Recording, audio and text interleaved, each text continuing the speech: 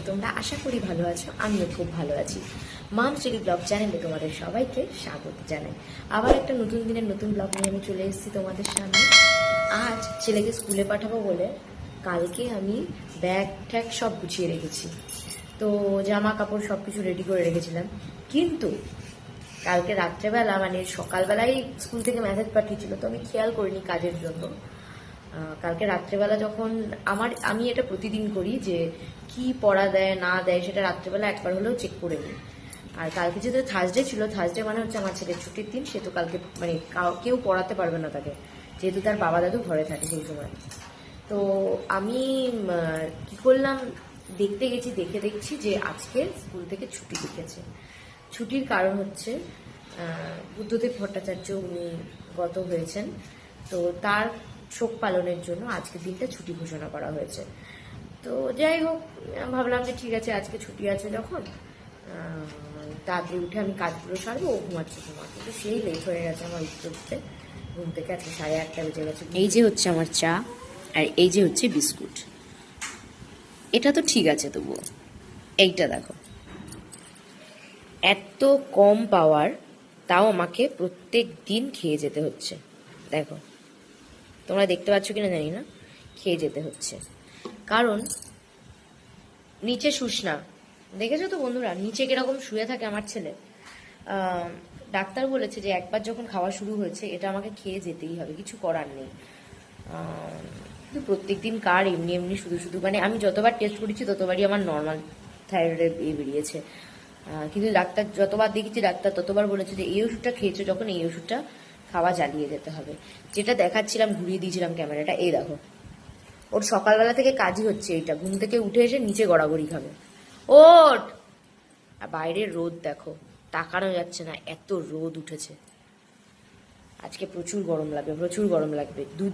দুদিন বৃষ্টি হয়নি, তাতেই এই অবস্থা। টিফিন বেড়ে দিয়ে দিয়েছি, আর ওদিকে আমার বরেরও খাওয়া হয়ে গেছে। আমার বর ইডলি এনেছিল, আমার শ্বশুরমশাই খাবে না বলে, তাই ও ইডলি খেলো। আর ওদিকে মহারাজ বসে আছেন, নখ কামড়াচ্ছে এখন বসে বসে। কিরে, পড়তে বসবি? নিয়ে চলে গেছে। আর এদিকে আমার শাশুড়ি মা কাটতে বসেছে, চিচিঙ্গা ছেচকি করবে আর ফুলকপির তরকারি করবে। আর আমি ছেলেকে খাইয়ে দাইয়ে উপরে পাঠিয়ে দিয়েছি ও পড়তে বসবে বলে, কারণ ওকে হোমওয়ার্ক, প্রচুর হোমওয়ার্ক দিয়েছে। নিচে এসেছিলাম সার্ফ নিতে, কারণ অনেক দিন ধরেই কাছাকাছি করতে পারি না, জামা কাপড়গুলো ভিজিয়ে রেখে এসেছি। উপরে যাব, একদম শুকোতে দিয়ে দেবো রোদের মধ্যে, তাড়াতাড়ি শুকিয়ে যাবে। এবার এর মধ্যেও যদি বৃষ্টি নামে তাহলে তার কিছু করার নেই, বর্ষাকালে তো বৃষ্টি হবেই, সেটা বলে লাভ নেই। প্রত্যেক দিন পড়তে বসে নিয়ে ঝামেলা করতে ভালো লাগে? কটা অঙ্ক দেওয়া হয়েছে তোকে? তুই ম্যামের কাজ করবি না তো? ম্যামের টাস্ক করবি না তো? অতটাই করবি, আর 4টে অঙ্ক এক্সট্রা করলে কিছু হবে না, তাড়াতাড়ি কর। তুই সেই 11টার সময় বসেছিস, এখন বাজে 12টা, তুই সেই অঙ্ক নিয়ে বসে আছিস। প্রত্যেক দিন একই সমস্যা, ও পড়তে বসবে না, ও হোমওয়ার্ক করবে না, ও স্কুলে যাবে না। এত সমস্যা, এত বিরক্ত করে ও যে ধারণার বাইরে। আজকে আমি ওকে বলেছি, মানে ওর ম্যাম ওকে 30টা অঙ্ক দিয়ে গেছে, আর আমি বলেছি আজকে তুই 15টা কর, কালকে তুই 15টা করবি, কারণ দুদিন ছুটি আছে, পরশু দিন ম্যাম আসবে, ম্যামের পরীক্ষা চলছে, ওর জন্য করবো না। আমি একটু এদিক থেকে ওদিকে সরে যাচ্ছি, আর করতে চাইছে না। কিন্তু এই যে না করছে, এইটুকু বাচ্চাকে নিয়ে যদি এখন এরকম সমস্যা বাঁধে, তাহলে এ যে বড় হয়ে কি রূপ দেখাবে তার তো কোনো হদিশই পাওয়া যাচ্ছে না, সত্যি বলতে। মেন কথা, সারাদিন কাজের পর তারপরে যদি একটা বাচ্চার পিছনে এত চিৎকার করতে হয়, কোনো মায়েরই ভালো লাগে না। আমার এই মাইগ্রেনের যন্ত্রণা হয়েছে ওর জন্য, এত পরিমাণে চিৎকার করতে হয়, এত পরিমাণে চিৎকার করতে হয়, দুষ্টুমির থেকেও পড়াশোনা না করার বাহানাটা ওর বেশি থাকে। এই সবে স্নান করে উঠলাম, ঠাকুরের বাসন অলরেডি ধোয়া রয়েছে।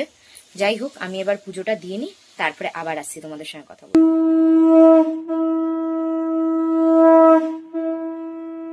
তো আমার পুজো শেষ হলো, এবারে আমি নিচে চলে যাব, দেখি কি করতে হয়। সম্ভবত মায়ের রান্নাও কিছুটা হয়ে গেছে অনেকটাই, তো চাই নিচে চাই। চলে সঙ্গে খেতে বসতে ভালো লাগে, তখন তো কোনো জ্বালা লাগে না। আর আমার পাশে বসলে তো চিল্লাস কেন তাহলে? কেমন করেছে ঠাম্মু ফুলকপির তরকারিটা? ওটা কি হচ্ছে? বাহ, আমার তো চিচিঙ্গা ছেচকিটাও খুব ভাল লাগে। তো তোমরা দেখতেই পেলে যে আমার শ্বশুরমশাইয়ের সঙ্গে আমার ছেলে খেয়ে উপরে চলে গেছে অলরেডি। আমার বড়ের খাওয়া হয়ে গেছে, শুধু এখন আমার শাশুড়ি মা খাচ্ছে আর আমিও খাচ্ছি। এখন খাওয়া শেষ হলে তোমাদের সঙ্গে কথা হচ্ছে। আমাদের সবার খাওয়া হয়ে গেছে, আমিও উপরে যাব, সবাই চলে গেছে অলরেডি ঘুমোতে। দেখো আকাশের অবস্থা, সকালবেলা এত রোদ, গা পুড়ে যাচ্ছিল, আর এখন অবস্থা দেখো। যাই হোক, আমার ভিডিও তোমাদের কেমন লাগছে তোমরা অবশ্যই জানিও। লাইক, শেয়ার, সাবস্ক্রাইব করতে ভুলো না। আর সাবস্ক্রাইবের পাশে যে বেল বাটনটা আছে অবশ্যই ক্লিক করো, যাতে আমি কোনো ভিডিও ছাড়লে তোমরা সবার প্রথম দেখতে পারো। তাহলে চলি আজ, কাল আবার দেখা হবে নতুন দিন আর নতুন ব্লগ নিয়ে।